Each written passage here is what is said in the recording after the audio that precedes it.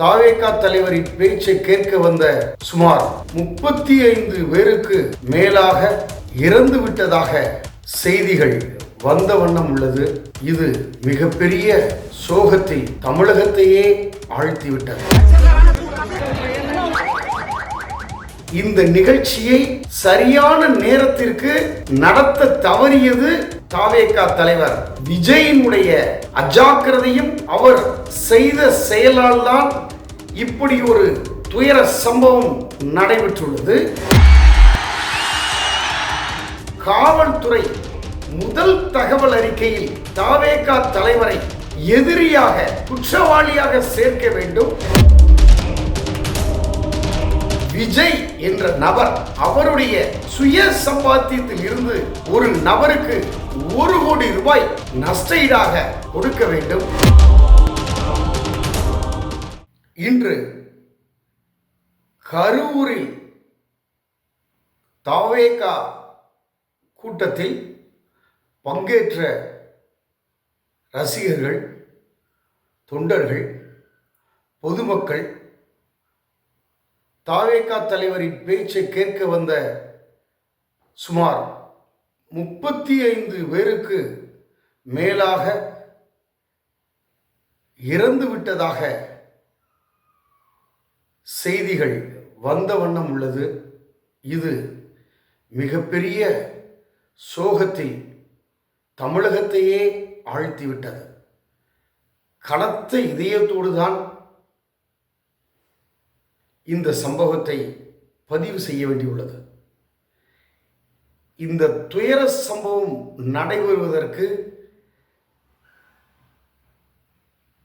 ரவுண்டானாவில் அந்த கூட்டம் நடைபெறுவதற்கு அனுமதி கேட்டு விண்ணப்பித்ததும் இந்த தாவேகா கட்சியினர் தான். சுமார் 10,000 பேர் மட்டுமே கூடுவார்கள் என்று சொல்லிவிட்டு பல லட்சம் பேர்களை கூட்டுகின்ற கூட்டத்தால் தான் இந்த துயர சம்பவம் நடைபெற்றுள்ளது. இந்த நிகழ்ச்சியை சரியான நேரத்திற்கு நடத்த தவறியது தாவேகா தலைவர் விஜயினுடைய அஜாக்கிரதையும் கவனமின்மையும் அவர் செய்த செயலால் தான் இப்படி ஒரு துயர சம்பவம் நடைபெற்றுள்ளது. இந்த சம்பவத்திற்கு அவர் முழு பொறுப்பேற்க வேண்டும். காவல்துறை முதல் தகவல் அறிக்கையில் தாவேகா தலைவரை எதிரியாக குற்றவாளியாக சேர்க்க வேண்டும். இந்த சம்பவத்திற்கு முழு பொறுப்பும் தாவேகா தான். அங்கு சரியான வழிமுறைகளை கடைபிடிக்கவில்லை. குடிப்பதற்கு கூட தண்ணீர் இல்லை. இவர்களுடைய நிகழ்ச்சியை எப்படி ஒருங்கிணைக்க வேண்டும் என்று தெரியாத நபர்களால் இந்த ஒருங்கிணைப்பும் இந்த கூட்ட அமைப்பும் ஏற்படுத்தியதுதான் இதற்கு முழு காரணம். அதிலும் தாவேகா தலைவர் விஜய் இந்த கூட்டத்தில் சரியான நேரத்திற்கு வந்திருந்தால் இந்த துயர சம்பவம் தடுக்கப்பட்டிருக்கலாம். அங்கு கூடியிருந்த ரசிகர்கள், பொதுமக்கள், இந்த பேச்சை கேட்க வந்த நண்பர்கள் பல மணி நேரமாக காத்திருந்து குடிப்பதற்கு தண்ணீர் இல்லாமல், உணவில்லாமல் மயக்க நிலையை அடையக்கூடிய சூழ்நிலையில் இவர் வந்து பேசிய போது அவர்கள் கூட்டம் முடிந்தவுடன் இந்த நெரிசலில் சிக்கி உள்ளார்கள். இது விஜயினுடைய கவனமின்மையும் விஜய் என்ற நபர் செய்த அஜாக்கிரதையும் இந்த சம்பவத்திற்கு முழு காரணம். இந்த துயர சம்பவத்தில் தமிழகமே ஆழ்ந்த வருத்தங்களை தெரிவித்துக் கொண்டிருக்கிறது.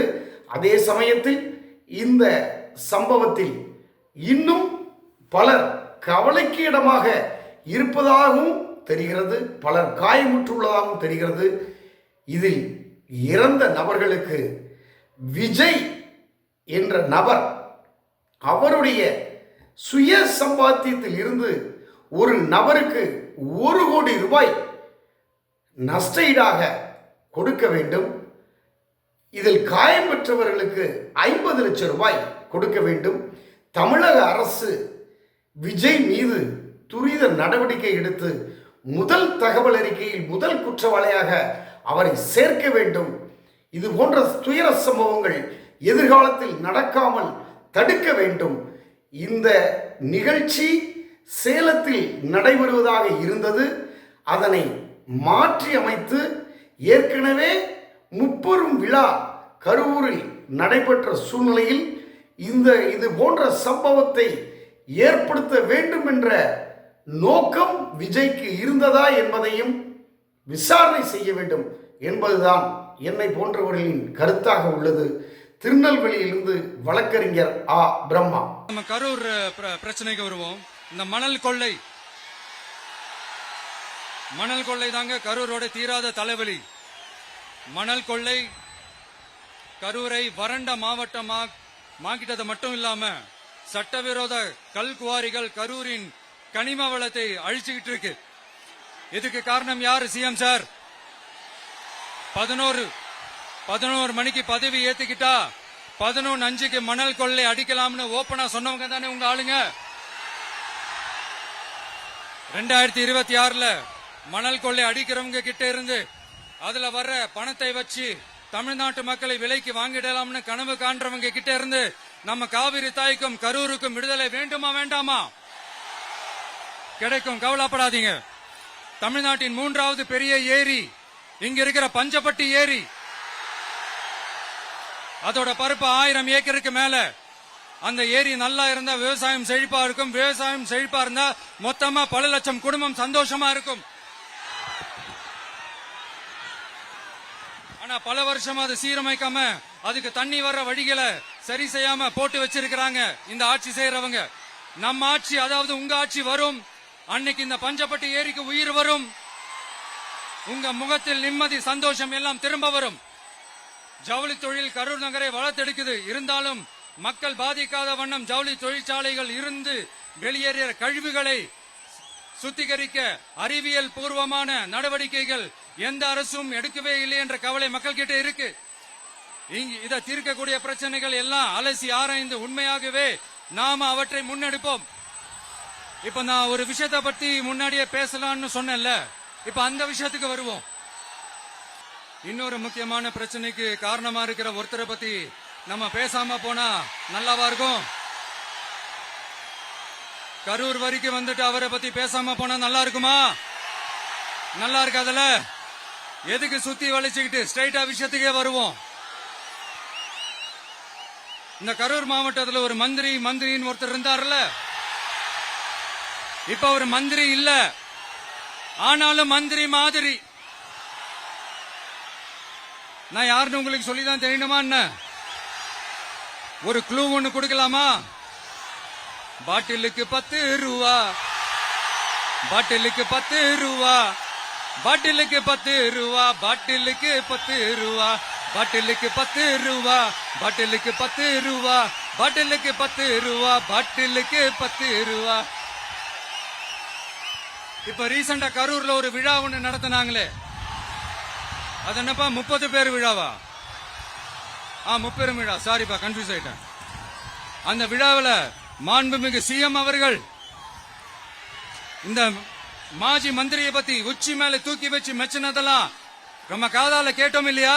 இதே சிஎம் அவர்கள் இதே கரூருக்கு வந்தப்போ, எதிர்கட்சியா இருந்தப்போ அந்த மாஜி மந்திரியை பத்தி என்னெல்லாம் சொன்னாரு, என்னெல்லாம் கேட்டாரு. ஐயா ஃபேக்ட் செக் நண்பர்களே, இதெல்லாம் நீங்க பெருசா ரிசர்ச் பண்ணணும்னு அவசியமே இல்ல. யூடியூப் ஓபன் பண்ணி பாருங்க, தெரிச்சிருவீங்க, மிரண்டுருவீங்க. இந்த திமுகவுக்கு இந்த மாஜி மந்திரி இப்ப என்னவா இருக்கிறாரு அப்படின்னு மக்கள் பேசிக்கிறாங்க தெரியுமா? இந்த திமுக குடும்பத்துக்கு ஊழல் பண்ற பணத்தை எல்லாம் 24x7 டெலிவரி பண்ற ஒரு ஏடிஎம் மெஷினா இருக்கிறாராம் அப்படின்னு நான் சொல்லுங்க, ஊருக்குள்ள பேசிக்கிறாங்க. சரி, இங்க ஓகே, இன்னொரு முக்கியமான விஷயம், இங்க போலீஸ் பாதுகாப்புலாம் இருக்கா இல்லையா? போலீஸோட கைகள்லாம் கட்டப்பட்டிருக்குன்னு நினைக்கிறேன்.